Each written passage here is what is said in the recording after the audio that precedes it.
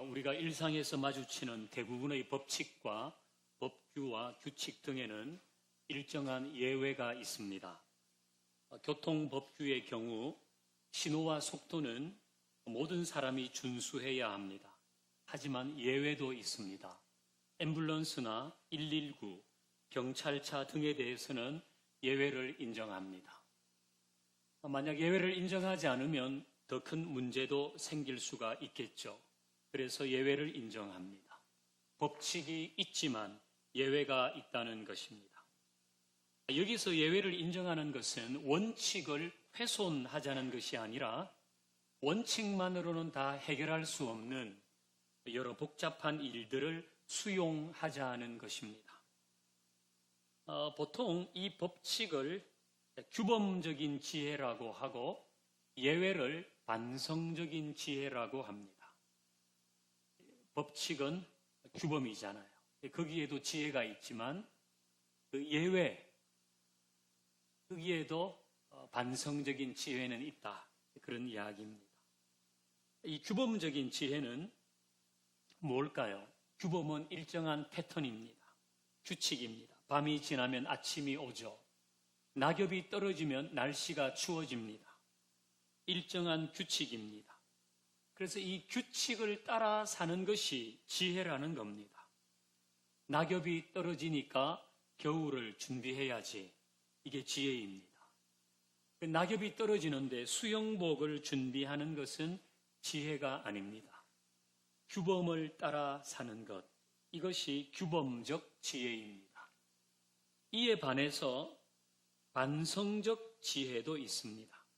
반성적 지혜는 규범에 예외가 있다는 것을 인정하는 겁니다. 낙엽이 떨어질 때 수영복을 준비해야 하는 사람도 있더란 거예요. 수영복을 디자인하거나 또는 수영복을 만드는 업체에서는 추워질 때 이미 내년 여름 생각을 해야 합니다. 수영복 제작이라는 특수성이 있는 겁니다. 아, 그렇구나. 예외가 있구나. 예외가 있는 거지. 이렇게 인정하는 것이 반성적인 지혜입니다. 그러니까 규범적으로만 산다면 이게 인정이 안 되는데, 그래서 반성적인 지혜가 필요한 겁니다. 욥기에는 규범적인 지혜와 반성적인 지혜가 서로 부딪히고 있습니다. 규범적 지혜를 말하는 사람은 욥의 세 친구들입니다. 엘리바스와 소발과 빌닷입니다. 그들이 말하는 대표적인 규범적 지혜가 있습니다. 엘리바스의 말을 들어보십시다. 오늘 본문 4장 7절을 같이 읽습니다. 시작. 생각하여 보라. 죄 없이 망한 자가 누구인가?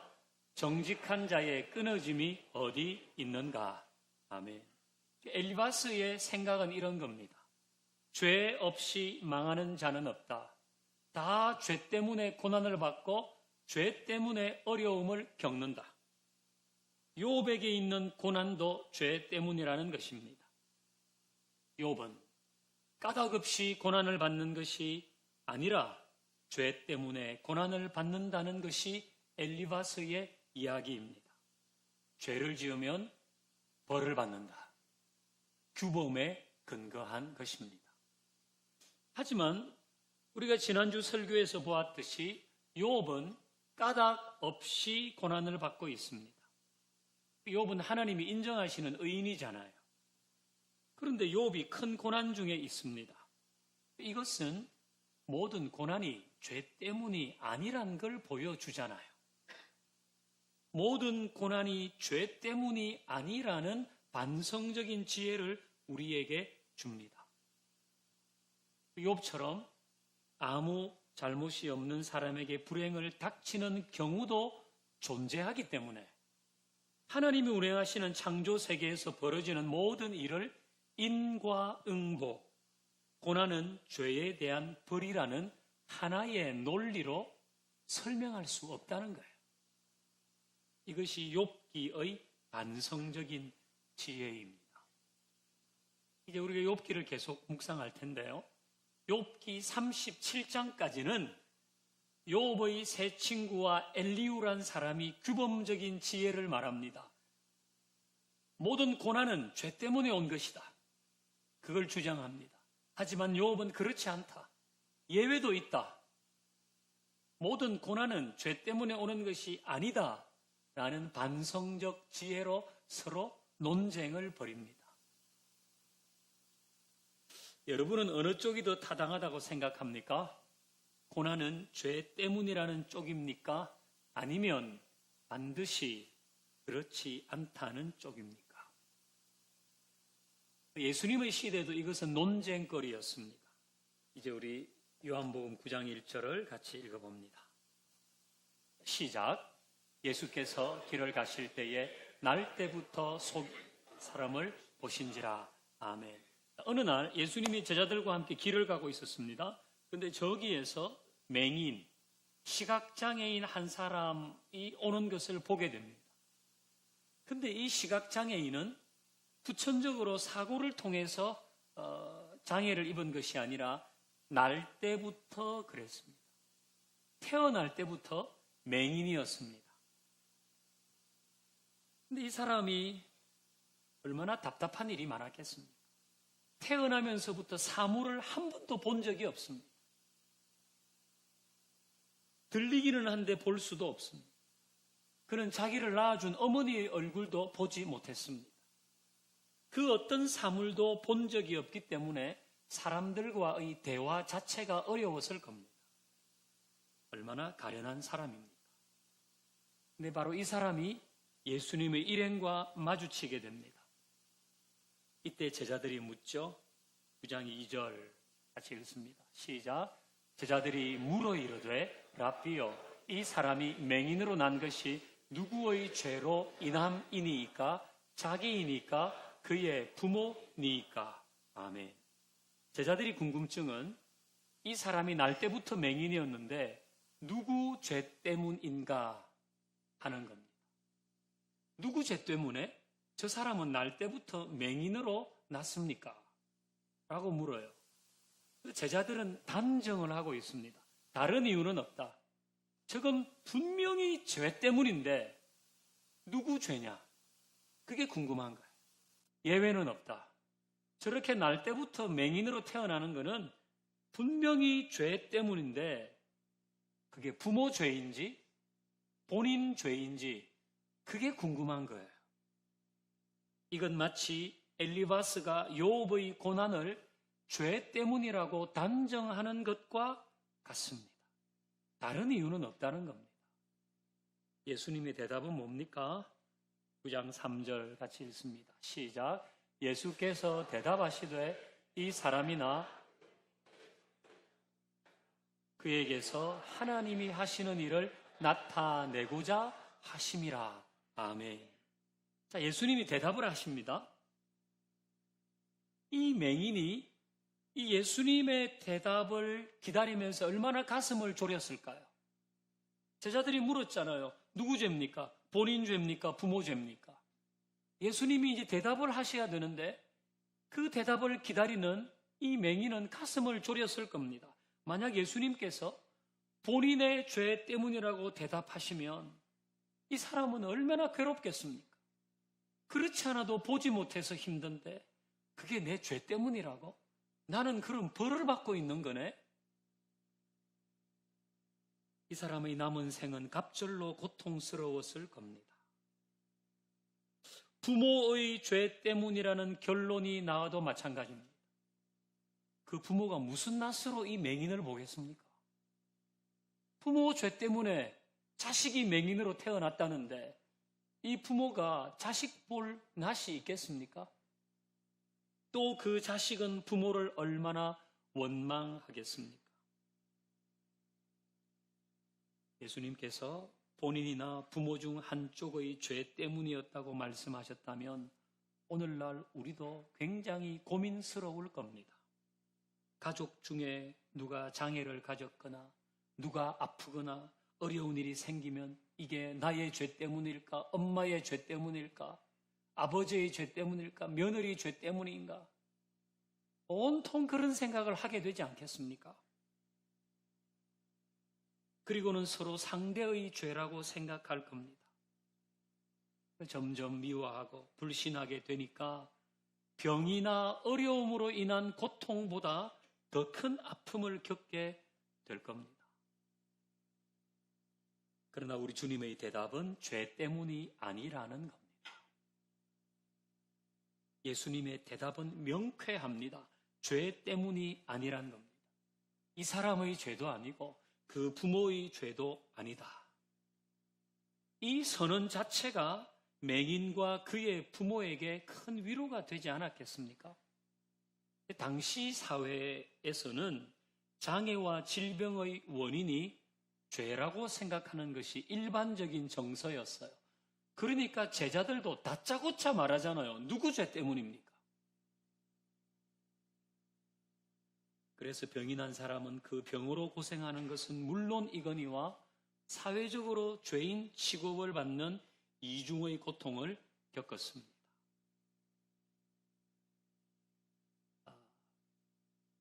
욥의 세 친구의 생각이나 이 제자들의 생각은 오래전에 있다가 지금은 사라져버린 게 아니라 요즘도 우리 중에는 이런 생각이 은연중에 퍼져 있습니다.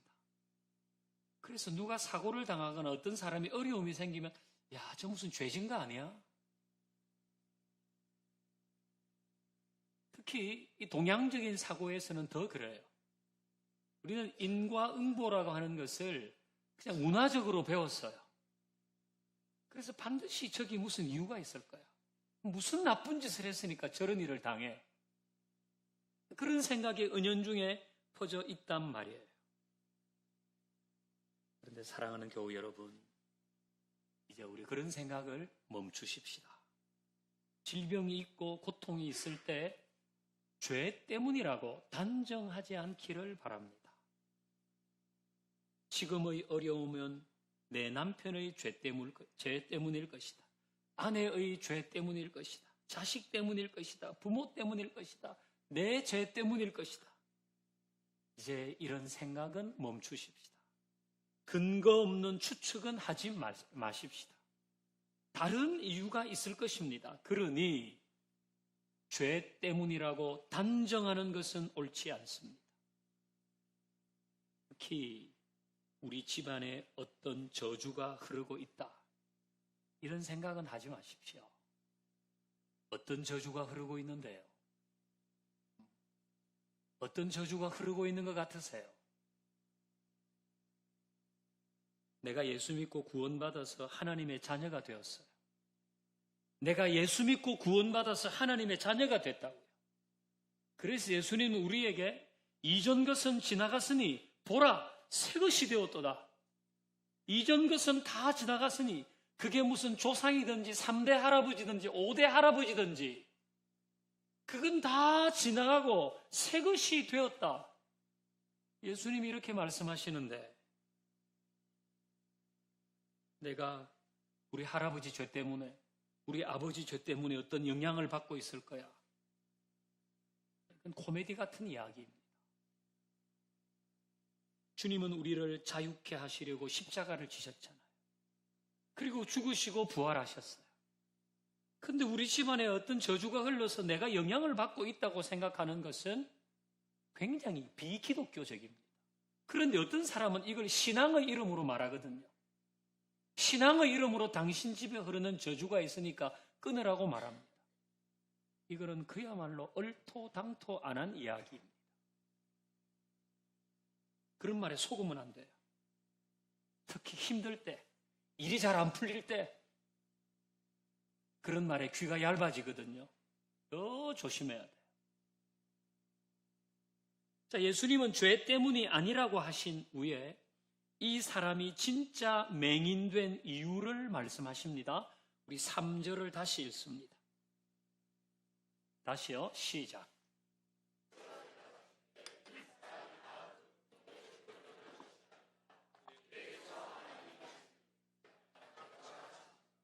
아멘. 맹인된 사람은 죄 때문이 아니라는 사실만으로도 큰 위로를 받았겠죠. 그런데 거기에 예수님은 맹인된 것이 하나님이 하실 일이 있기 때문이라고 말씀하십니다. 이야, 이 맹인은 아마 숨이 멎을 것 같은 느낌을 받지 않았을까요? 그동안 사람들이 자기 죄인이라고 손가락질했는데 예수님은 그렇게 하지 않으시고 저 사람에게 하나님이 하실 일이 있다고, 거기에 하나님의 뜻이 있고 하나님의 교훈이 있고 하나님이 하실 일이 있다고 말씀하시는 겁니다. 이것은 욥의 고난을 통해 하나님이 하실 일이 있는 것과 같은 겁니다. 여러분에게 고난이 있고 삶의 장애가 있고 넘어야 할 고비가 있다면 거기에는 하나님이 하실 일이 있는 것입니다. 근데 재수가 없어가지고 팔자가 사나워서 죄 때문에 고생하는 것, 그게 아니라 거기에는 하나님의 뜻이, 하나님이 하실 일이 있는 것입니다. 이제 우리 교우들 중에는 그야말로 남다른 어려움을 겪는 사람들이 있습니다. 여러분 보기에는 다 괜찮은 것 같죠? 그런데 정말 남다른 어려움이 있는 사람들이 있어요. 그게 병으로 치면 내가 암 선고를 받고 수술을 하고 항암 치료를 다 했는데 그걸 또 한 번 하게 되는 경우도 있다는 거예요. 그 외에도 경제적으로 또 마음의 감기로 정신적으로 괴로움을 받는 사람도 있습니다. 가족 때문에 고생을 하고 자녀 때문에 속이 썩는 사람도 있습니다. 다 죄 때문입니까? 그 사람은 특별히 죄가 많아서 그런 겁니까? 이건 얼토당토 않는 이야기입니다. 그 누구도 죄 때문이라고 말할 수 없습니다. 이건 그 누구도 알 수 없는 겁니다. 그러니까 죄 때문이라고 단정하면 안 됩니다. 그러니 이제는 그게 죄 때문인지 아닌지 그걸 파악하려고 하지 말고 그것을 통해서 하나님이 하시는 일이 나타나기를 소망해야 합니다.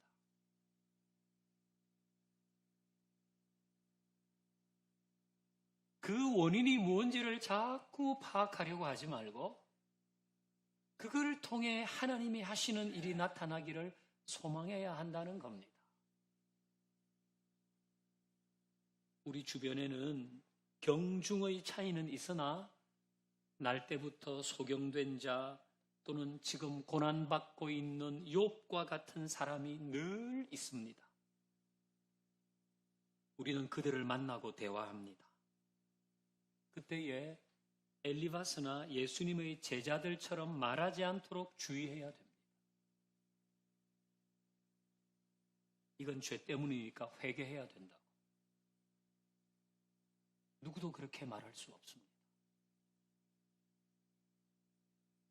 그건 자신이 깨닫든지 하나님이 깨닫게 해주시는 거지 제3자가 가가지고 그게 내가 보니까 죄 때문인 것 같으니까 회개하라고 그렇게 말할 수 없습니다.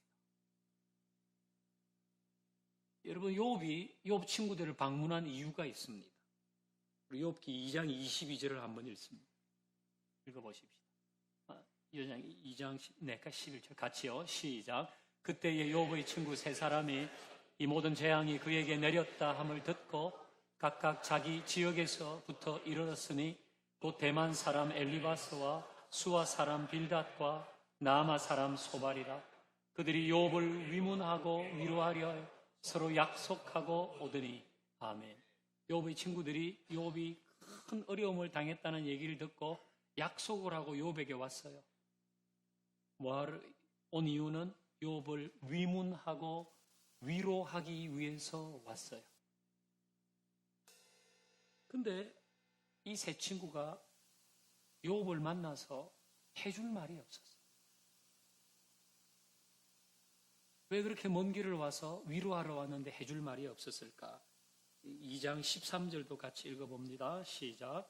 남자 7일 동안 그와 함께 땅에 앉았으나 욥의 고통이 심함을 보므로 그에게 한마디도 아멘. 친구들이 위로하러 왔는데요. 욥을 보니까 할 말이 없어요.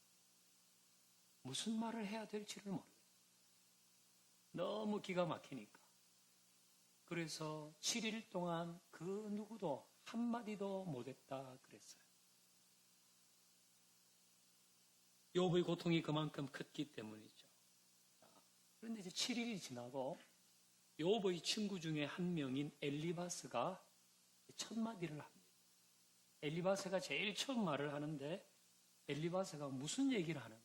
이게 오늘 본문 첫 절이잖아요. 우리 다시 한번 읽어봅니다. 시작. 생각하여 보라. 죄 없이 망한 자가 누구인가? 정직한 자의 끊어짐이 어디 있는가?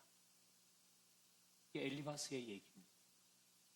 위로하러 왔는데 자기 친구를 위로하러 와서 하는 얘기가 첫 번째가 이건 너 죄 때문에 그런 거니까 잘 생각해보고 네 죄를 회개하면 하나님이 회복해 주실 것이다. 아마 엘리바스의 입장은 이게 자기가 알고 있는 규범적인 지혜예요. 여기에 갇혀 있어요. 그러니까 위로하러 와서 이 얘기를 해주는 것이 최선이라고 여겼는지도 모릅니다. 그러니까 욥에게 지금 죄가 뭔지를 생각하고 그걸 회개해야 된다고 말합니다.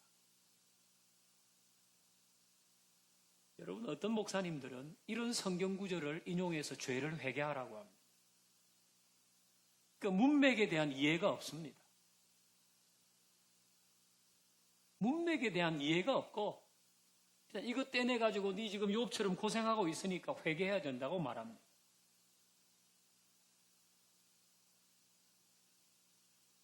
엘리바스는 규범에 갇혀 있습니다. 그는 고난은 죄 때문이라는 법칙에 매여 있어요. 그래서 극심한 고통 속에 있는 욥에게 그가 첫 마디를 하는데 그게 죄 때문이니까 회개하라는 겁니다.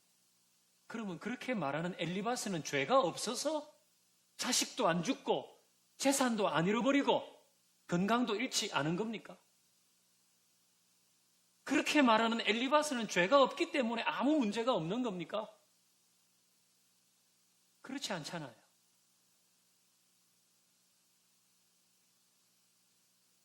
우리는 고난 중에 있는 사람을 위로하러 가서 그 고난의 원인이 죄라느니 죄를 회개해라느니 이런 얘기를 하지 않아요. 모르는 겁니다. 아무도 모릅니다. 만약 내가 누군가의 고통을 보면서 마음으로라도 저 무슨 죄가 있을 거야. 그렇게 생각한다면 나는 죄가 없어서 멀쩡합니까?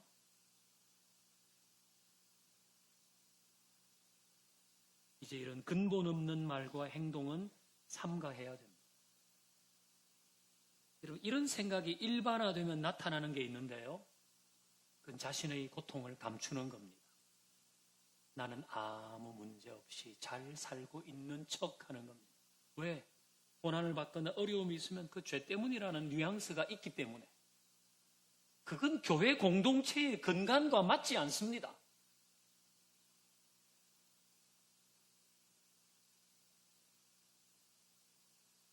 물론 죄를 지으면 고난이 온다는 것도 지혜입니다.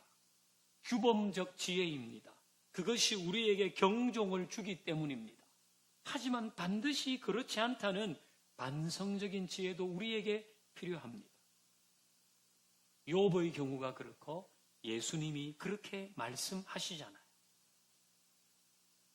이제 자신에게 고난이 있든지 주변 사람에게 고난이 있든지 저 고난은, 저 사고는, 저 어려움은 죄 때문일 것이라는 뉘앙스를 흘리거나 그렇게 단정하지 않도록 주의하십시다.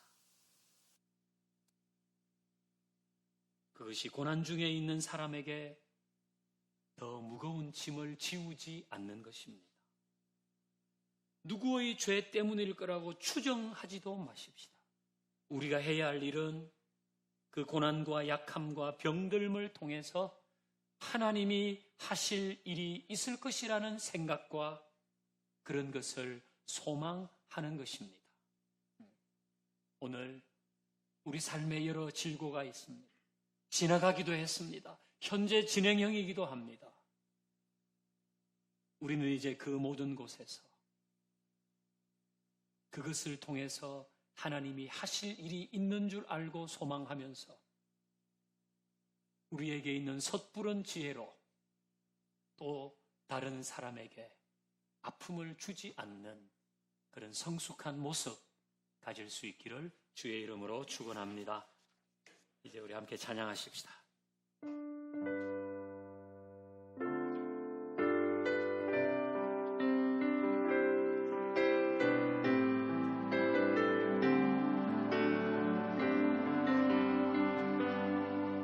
주가 보이신 생명의 길, 나 주님과 함께 상한 마음을 들이며 주님 앞에 나가리. 나의 의로움이 되신 주, 그 이름 예수. 나의 길이 되신 이름 예수. 나의 길 오직 그가 아시나니. 나를 발견하신 후에 내가 정끝까지 나오리라. 주가 보이신 주가 보이신 생명의 길, 난 주님과 함께 선한 마음을 들이며 주님 앞에 나가리. 나의 의로움이 되신 주, 그 이름 예수. 나의 길이 되신 이름 예수. 나의 일 오직 그가 아시나니. 나를 발견하신 후에 할렐루야. 내가 정끝까지 나오리라. 우리 손을 들어 찬양합니다. 나의 길을 아시는 주님, 오직 그가 아시나니. 나를 발견하신 후에 할렐루야. 내가 정끝까지 나오리라. 내 가는 길 주님과 동행하겠습니다. 나의 길 오직 그가 아시나니. 나를 단련하신 죄 때문이라고 생각하지 않고 하나님이 하실 일이 있을 거라고, 정끝까지 하나님이 하실 일이 있을 거라고 나오리라. 나의 길 동행하여 주실 줄 믿습니다.